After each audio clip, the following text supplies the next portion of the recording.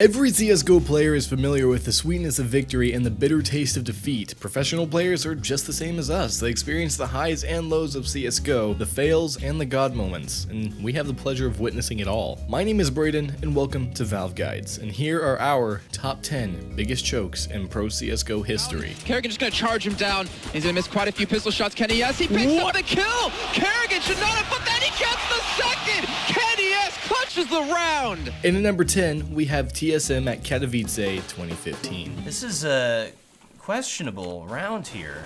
Pre-remake Nuke was extremely CT-sided, and before Nuke was removed from active duty, it was not uncommon to see 10-5 or 11-4 CT halves. No match demonstrated this more than Cloud9 versus TSM in Katowice 2015. TSM started well off with a strong CT half, winning 13 rounds to Cloud9's 2. However, in the second half, TSM only needing 3 T rounds to win, only managed to win 1. They lost to Cloud9 14-16 after being up 13-2 at halftime, shocking both players and fans alike. Coming in at number 9, we have the IBuyPower at Dreamhack Winter 2014. IBP was the pride of North America in Dreamhack Winter 2014. In second place decider of their group, they went up against Penta. By halftime, IBP had an 11-round lead, and in the second half, Penta came back with a strong 14 straight rounds to win the match. It ended 16-13, and North America Major's hopes once again died. This was an amazing comeback by Penta, and it was absolutely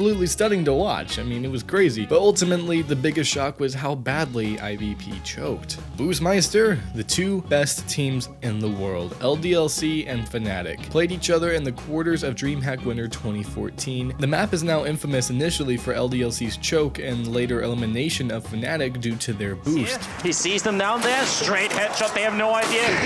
Smith's looking confused and dazed, and there's gonna be a follow-up headshot on the Boostmeister. You gotta be kidding me, takes down Shimmer as well. For those unaware, the Boostmeister incident occurred when Fnatic used an unfair boost on the A site of Overpass, which allowed the boosted player to have an almost complete overview of the entire map. The boost allowed Fnatic to come back into the match after a disappointing 12-3 T side. We are including this one on the list as both teams used illegal boost, and even though LDLC went through, if we ignore the drama post-match, LDLC faced an absolutely massive choke. And at number 7, we have Dignitas at Dreamhack Winter 2014. Yes, another entry from Dreamhack 2014 and another entry from a Danish team. NAVI took the first map forcefully 16-3, so Dignitas had to win the second map, Mirage, to keep their major hopes alive. Dignitas had a 9-round lead halftime, but this wasn't enough. Coming in at number 6, we have Dignitas at ESL Cologne 2016. Another Dignitas, oh man.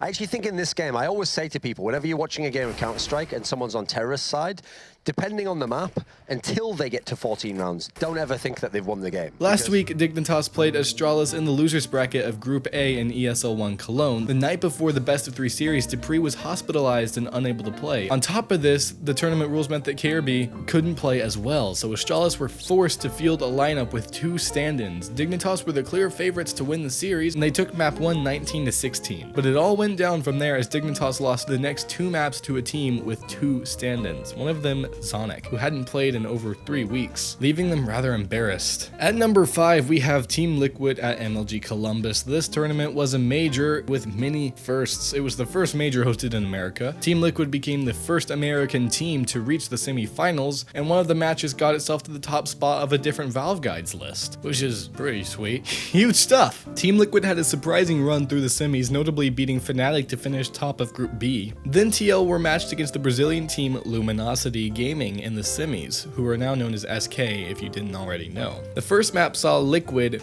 race to match point, only losing 9 rounds to the Brazilians. 10 unanswered rounds in an amazing 4K by Coldzera saw Luminosity take map 1 in the series. Here he comes once again. The first base is a Dren. He's going to hit the ground there as Cold. Oh, what? A jumping double from Cold! What is going on right now? How does he do this? Cold is saved Luminosity with the all play. The second map started out well for Liquid. Once again, they convincingly took the map to match point. With a score at 15-6, Luminosity won 9 rounds in a row to trigger overtime. Luminosity won overtime in the map series after winning the astounding 15 map points. Team Liquid choked really hard, but it was crazy to watch Luminosity pull off such an amazing feat. Coming in at number 4, we have the Astralis lineup at the 2015 and 2016 majors. Formerly TSM, the Astralis lineup of Cajun B Xyp9x, dupreeh, Karrigan, and Katowice was notorious for choking in majors, despite being widely regarded as a consistent top 3 team in the world. In 2015, it is thought that they had never fully showed up at a major. They were knocked out in the quarterfinals of Dreamhack, COLOGNE, and Penta, as well as being knocked out in the semis of Cologne 2015 when they were at their peak. Maybe majors just aren't Astralis' thing. In at number 3, we have the Karrigan Choke in the finals against Team ENVYUS. This choke was one of the worst I have ever seen, as it practically determined the game's outcome. With ENVYUS winning 8-2, TSM really needed to win, with it really seeming like they had it in the bag. This, however, was far from the case. Katowice faked going to A and went to B site to plant the bomb with little to no issue. But little did he know that Karrigan was watching him plant. But what did Karrigan do? Op him like a normal person? Win the round for his team? No. Karrigan just gonna charge him down.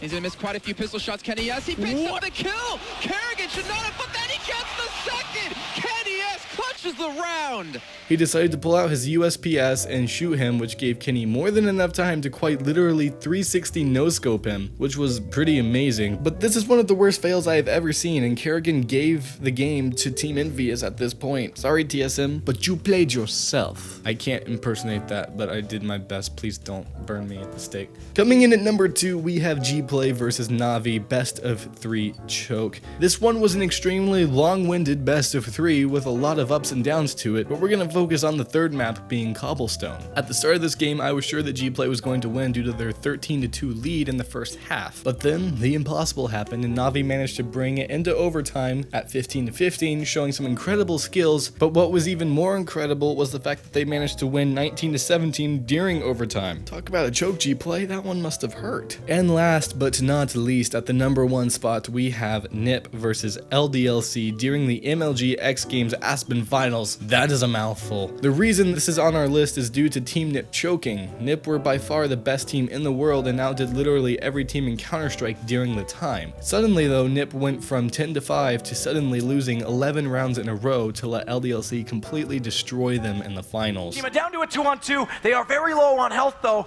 and Happy's just waiting for this angle. As soon as they cross, it will be all but over. Smith gets right, and that's gonna do it. X Games Aspen, Colorado, the first time ever gold medalist LDLC. This was unheard of for a team of NUFF stature and disappointed many true NUFF fans, showing one of the biggest chokes of all time. So guys, that was our top 10 chokes in Pro CSGO so far. Let us know what you thought in our Discord group. A link will be in the description below. You can go ahead and sub to our main hub channel, Ultra Guides. You can see it on screen, link will be in the description. It's pretty sweet. We're gonna start uploading there really soon, where you can find loads of more awesome gaming content. And hey, you can follow us on Twitter because we may or may not be doing a really big giveaway soon. This has been Braden. Thank you for watching Valve Guides. I hope to see you guys around here again. Stay amazing, and I will see you in the next video.